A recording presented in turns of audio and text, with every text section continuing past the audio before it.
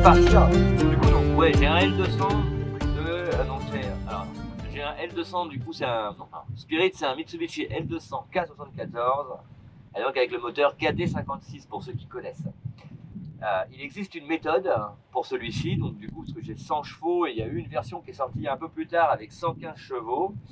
Et sur cette version-là, donc de 100 chevaux, il existe une méthode qui s'appelle la méthode Gallium, qui sert, en retirant une petite bague d'un endroit, à donner donc plus de pression au turbo, de récupérer les quelques chevaux qui manquent, mais dans ces cas-là, il faut aussi régler la pompe à carburant, du coup, la quantité de carburant qui va rentrer. Et donc dans la méthode Gallium, donc c'était quelqu'un du coup qui avait mis ça, donc ça a été suivi par pas mal d'internautes. Et donc on l'avait fait avant de partir. Et effectivement, il n'y a pas photo. Le jour où on l'a fait avec Stéphanie, honnêtement, on a senti tout de suite les 15 chevaux ou les 10 chevaux, si tu veux. Il n'y avait peut-être pas 15, il y avait peut-être 10, 12 chevaux. Donc c'était très bien avec le poids de la cellule. Mais étant donné que depuis quelques temps, alors déjà avant, on s'était rendu compte qu'effectivement, bon, ça fumait un petit peu noir de temps en temps, alors pas non plus énormément tant qu'on était à l'altitude 0. Mais on a fait beaucoup de montagnes. Et je peux t'assurer qu'en montagne, eh ben, c'est un paquebot. Là, c'est le terme de Mika, le Belge. Donc du coup, c'est un paquebot. Je t'assure, en troisième, dans une montée comme ça, c'est un paquebot derrière, quoi. Tu prends tes distances, du coup. Les pépitons, ils nous disaient qu'on puait et qu'on crachait noir. Donc, je me suis dit que peut-être je pouvais baisser un petit peu la quantité de gasoil envoyée. C'est ce que je viens de faire. Je viens de retourner la clé, si tu veux, la roue crantée qui permet d'envoyer le gasoil. Je viens de lui enlever quelques tours de manière à en envoyer moins. On verra si c'est gênant ou pas à l'utilisation, mais on verra surtout si ça fume moins. Voilà, moins de gasoil. Moins de consommation. Moins de conso. Moins de fumée noire. Et moins de fumée noire. Voilà, on verra.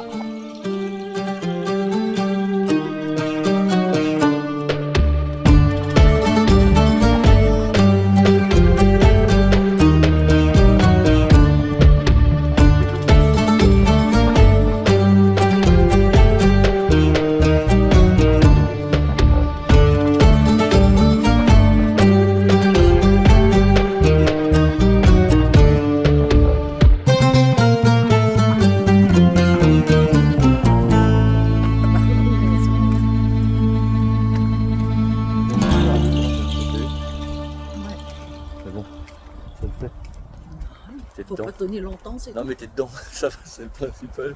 C'est vu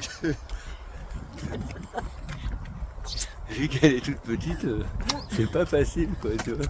Bienvenue au monastère Mor Gabriel. Ce n'est pas n'importe quel monastère, c'est le plus ancien monastère syriaque, orthodoxe, encore en activité au monde. Il a été fondé en 397 après Jésus-Christ, en plein cœur de la Mésopotamie, sur ce plateau qui domine la région du Tur-Abdin. Une terre marquée par des siècles d'histoire et de spiritualité. Son nom, Mor Gabriel, vient d'un évêque syriaque qui a vécu au 7e siècle, connu pour sa sagesse et son influence. Mais bien avant lui, des moines vivaient déjà ici, priant, enseignant et préservant des manuscrits précieux. Ce monastère a été un véritable centre spirituel et culturel pour la communauté chrétienne syriaque. Ce qui frappe quand on arrive ici, c'est la beauté de l'architecture. Des pierres blondes, chauffées par des siècles de soleil, des arcs élégants, des cours intérieures où résonnent encore les échos des pas des pèlerins. L'intérieur est lui tout aussi impressionnant. Des cryptes anciennes, des salles voûtées et des mosaïques qui témoignent d'une histoire riche et complexe. Ce qui est fascinant, c'est que Mor Gabriel a traversé les époques, les empires, les conflits. Il a survécu à l'Empire romain d'Orient, à l'Empire ottoman, et il est toujours là, vivant. Aujourd'hui encore, des moines y résident, perpétuant des traditions vieilles de plus de 1600 ans. C'est un symbole fort dans un pays à la majorité musulmane, la preuve que différentes cultures et religions ont cohabité ici, parfois dans la paix, parfois dans la tension, mais toujours avec cette empreinte indélébile laissée par le temps.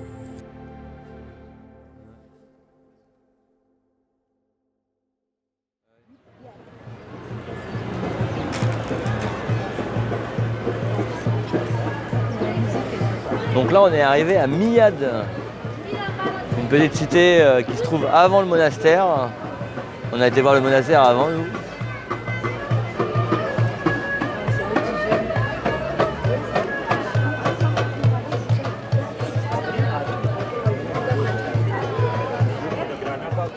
Regarde, tout ça là, c'est ce qu'ils ont mis sur leur tête, brillant là, tu vois. Ouais.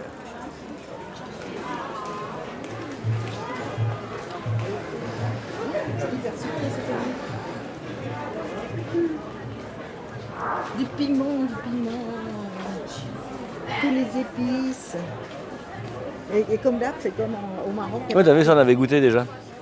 Non, j'ai pas goûté, toi, t'as goûté. Ouais, j'avais pas kiffé.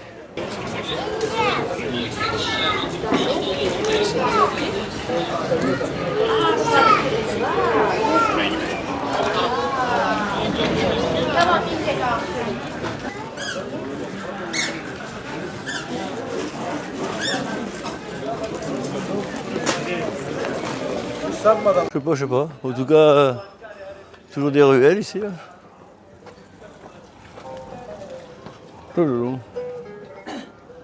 Si, là, regarde. Juste à boire. Juste à boire. Non, breakfast, pizza. Yes, hello. How can I help you? We can eat. Bon alors Stéphanie, dis-nous où nous sommes. Nous sommes dans un restaurant qu'on a trouvé sur notre chemin en visitant la vieille ville de Miyat. Et ce 4, il est très joli. Original. En pierre. En espérant que la nourriture soit bonne. Bon voilà, on a reçu notre plat. Bah ouais, Franchement, on a déjà goûté un tout petit peu. C'est franchement bon. c'est bon. Mais bon, moi, c'est pas assez en quantité. Ouais voilà, il y a un petit goût de... Je crois qu'on va terminer par un petit kebab. Arrête tes conneries. On mangera mieux ça. Non, mais c'est très bon par contre, c'est franchement. Tu sens que c'est fait là tout de suite quoi. On est en Turquie, c'est pour ça qu'on se permet de dire ça. En général. Après, un kebab c'est 4 balles, 4 euros. Bon, Tu vois. ouais. Ah, ouais, 4 euros en général, tu vois. Là, on est à 7 pour un plat comme ça. Franchement, ça va quand même. Et On paye le 4 aussi. franchement, on est vraiment dans un coin. C'est joli. Une espèce de. Ça devait sûrement être. En effet, c'est comme chez nous, c'est dans une cave Monde de rêve. transformée en restaurant.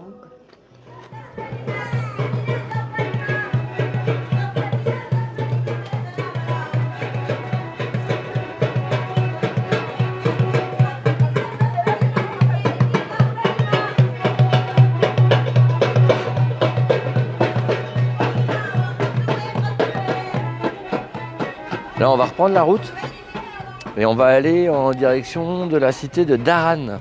Donc Daran, si j'ai bien vu, c'est des bâtisses troglodytes qui ont été creusées il y a plusieurs siècles. Donc on va aller se diriger vers là-bas, on va voir ce que ça donne. Et ensuite on ira en direction de Karahan Tepe et Göbekli Tepe. Là c'est un truc pour moi. Là, Karahan Tepe et Göbekli Tepe, je te raconterai l'histoire. Je t'assure qu'il y a de quoi se poser des questions et faire tourner la tête. Nous arrivons à Dara, une cité antique perdue dans les paysages arides du sud-est de la Turquie. On est à Dara, une cité antique en fait creusée directement dans la roche. C'est des habitations, hein. Ah, pas tout, non. C'est ça, faut pas être des... Non, c'est clair, ma chérie. Fondée au VIe siècle après Jésus-Christ par l'empereur byzantin Anastase Ier, Dara n'était pas un simple village, c'était une forteresse stratégique construite pour défendre l'empire byzantin contre les redoutables Perses sassanides. Mais ce qui rend Dara vraiment unique, ce sont les habitations troglodytes creusées directement dans la roche. Imaginez des rues souterraines, des maisons taillées à même la pierre, des cités gigantesques et même une nécropole impressionnante. Ah ouais.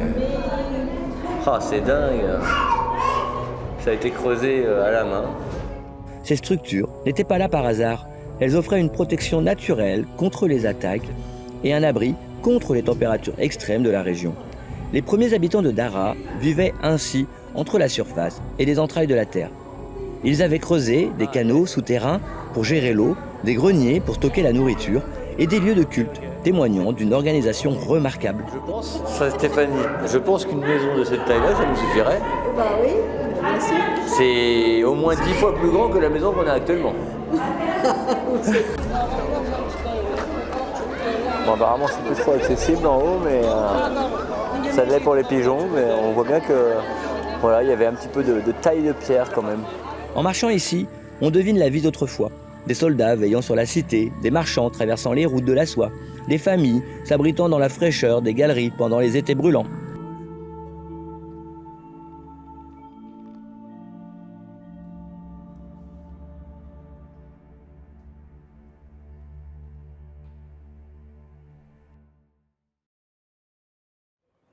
On a dormi là cette nuit, en haut de la colline. On a été dérangé toute la nuit par un vent qui était... Putain, j'arrive pas à parler. Par un vent qui était franchement assez fort. On a eu vraiment du vent, mais tu vois, bon, le lieu était vraiment sympa par contre. C'était joli, on est monté là hier soir. Il y a beaucoup de cailloux, mais ça passe.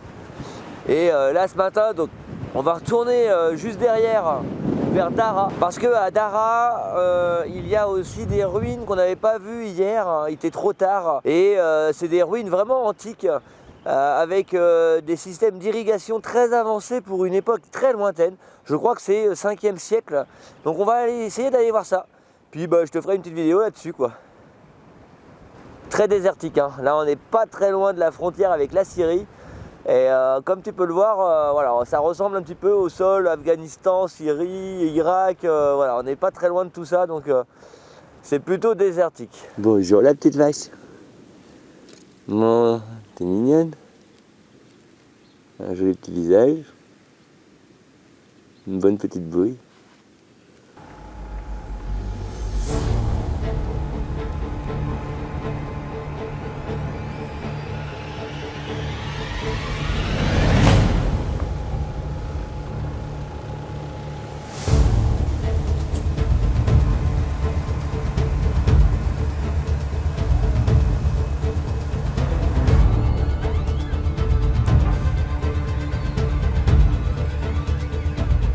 Dingue. Je suis dans la canalisation. Regarde un peu la taille de la canalisation. Gigantesque.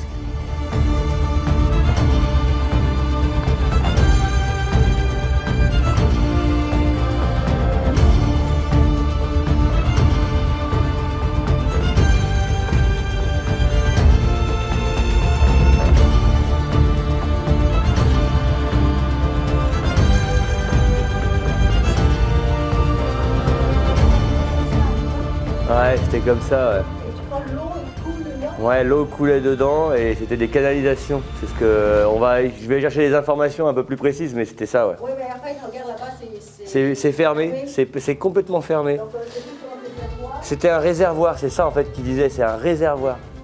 C'est pas une canalisation. Non, c'est des réservoirs d'eau, quoi. Incroyable. Étant donné qu'on était dans une partie déjà du monde très sèche,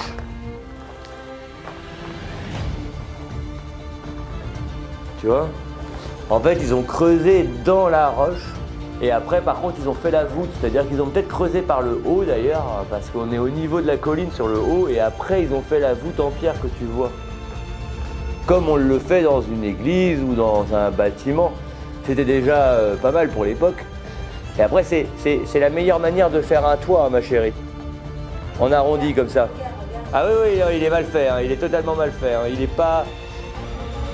En fait, quand tu es ici et que tu regardes, clairement le rond, la voûte n'est pas du tout ronde, hein, ça c'est clair. Donc là, niveau architecture, pas dingue quoi, je veux dire en termes de précision. Bon, là on est à Zidane, et c'est là justement qu'il y a... Fermé le lundi, except Mondays. Ah merde. Bon, bah c'est fermé le lundi. Ouais. Du coup, on peut pas y aller. Après avoir exploré le village troglodyte hier, On continue notre voyage sous terre, au cœur d'une des structures les plus impressionnantes de la cité, un immense réservoir d'eau souterrain. C'est ici qu'il y avait donc apparemment plutôt le réservoir, donc c'est fermé malheureusement. Donc là on est rentré, le monsieur a accepté de nous ouvrir. Waouh! Waouh! Putain, les réservoirs de fou! Dara a été fondée vers 505 après Jésus-Christ par l'empereur byzantin Anastase Ier. Son objectif était stratégique, renforcer la frontière orientale de l'empire byzantin face à la menace des Perses sassanides. Cette région, proche de l'ancienne Mésopotamie, était un point névralgique pour le commerce et la défense militaire. Le réservoir souterrain que l'on découvre aujourd'hui n'était pas seulement un chef-d'œuvre d'ingénierie, c'était une structure vitale en cas de siège. Creusé directement dans la roche, il pouvait contenir des milliers de litres d'eau. L'eau était acheminée par un aqueduc depuis des sources voisines, un système complexe conçu pour alimenter la cité en permanence, même lorsque les portes de la ville étaient fermées. En observant les voûtes en pierre et les piliers massifs, on mesure le savoir-faire des ingénieurs de l'époque. Nous roulons au cœur de la Mésopotamie, cette terre aride où tout a commencé. Ici, le paysage semble figé par le temps, mais sous la poussière et les pierres se cache l'histoire des premières grandes civilisations humaines. Il est fascinant de penser que les frontières que nous traversons aujourd'hui, celles de la Turquie, de la Syrie, de l'Irak, ne sont que des lignes récentes, des découpages modernes sur un territoire façonné par des milliers d'années de migration, de conquête et d'échanges. Il y a 5000 ans, 6000 ans, 7000 ans ou plus, ces terres appartenaient à des peuples dont les noms se sont parfois perdus, mais dont les traces sont toujours là, gravées dans la pierre, enfouies sous le sable ou disséminées à travers des vestiges oubliés. Les Sumériens, les Akkadiens, les Assyriens, les Hittites, tous ont laissé des empreintes, mais avant eux, d'autres sociétés ont bâti des structures qui défient notre compréhension. Ce qui est troublant, c'est de trouver des motifs, des techniques de construction, des savoirs similaires d'un site à l'autre, bien au-delà des frontières actuelles, comme si un fil, invisible, reliait ces civilisations à travers le temps. Et c'est là que les incertitudes commencent à vaciller, car aujourd'hui, ce ne sont pas de simples passionnés ou des théoriciens marginaux qui remettent en question l'histoire officielle. De plus en plus d'archéologues indépendants, de chercheurs sérieux et reconnus s'accordent sur un point. La chronologie établie ne tient plus face aux découvertes récentes.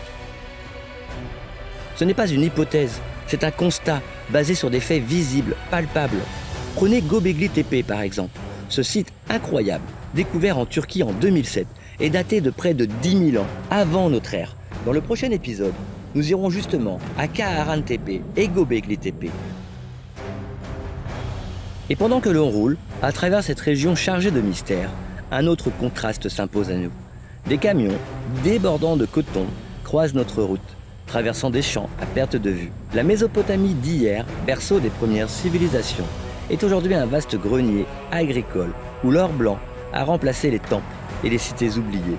Un rappel que même si les époques changent, cette terre continue d'être au cœur des échanges, des richesses et des histoires.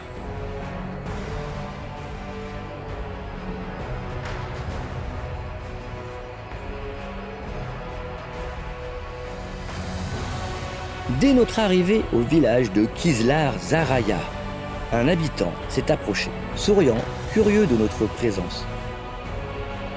Très vieux, hein ?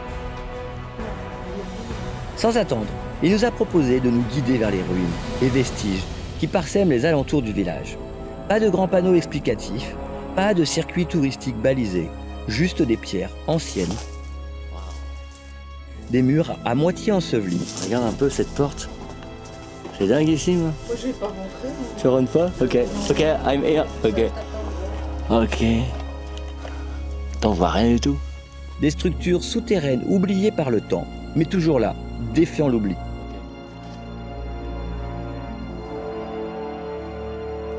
Personne ici ne sait vraiment qui a bâti ces constructions, ni même de quand elles datent.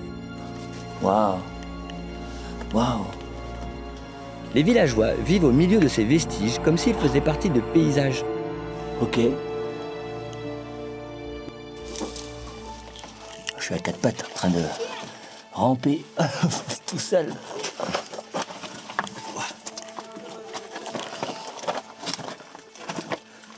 Oh putain, mes lunettes.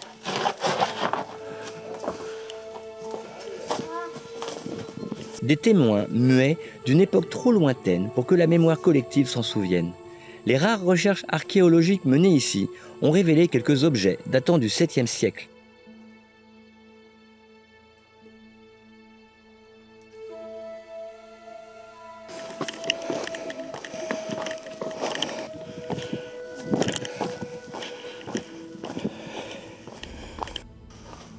Wow. Donc ça a été construit après. On a les enfants. Coucou. Coucou.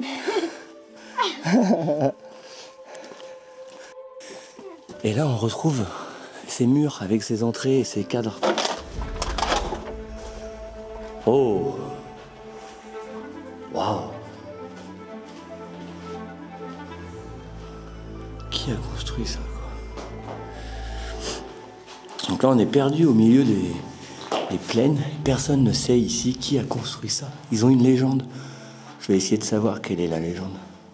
Mais ces artefacts ne racontent qu'une infime partie de l'histoire. Ils prouvent que des hommes ont bien habité cet endroit à cette époque, mais les murs, eux, pourraient être bien plus anciens. C'est là que commence le mystère, et avec lui, le folklore. Les habitants évoquent des légendes locales, des récits transmis à demi-mot. On parle de figures féminines, peut-être des princesses, des jeunes filles liées à ce lieu, ce qui expliquerait le nom de Kisla Saraya, le palais des filles.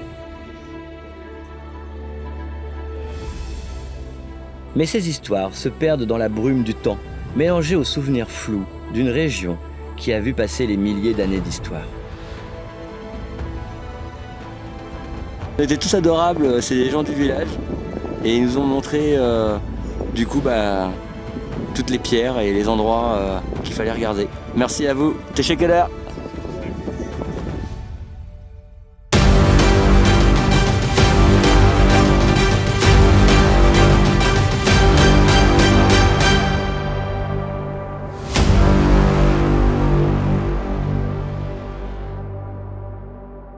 Si tu aimes nos aventures, alors like, commente et abonne-toi.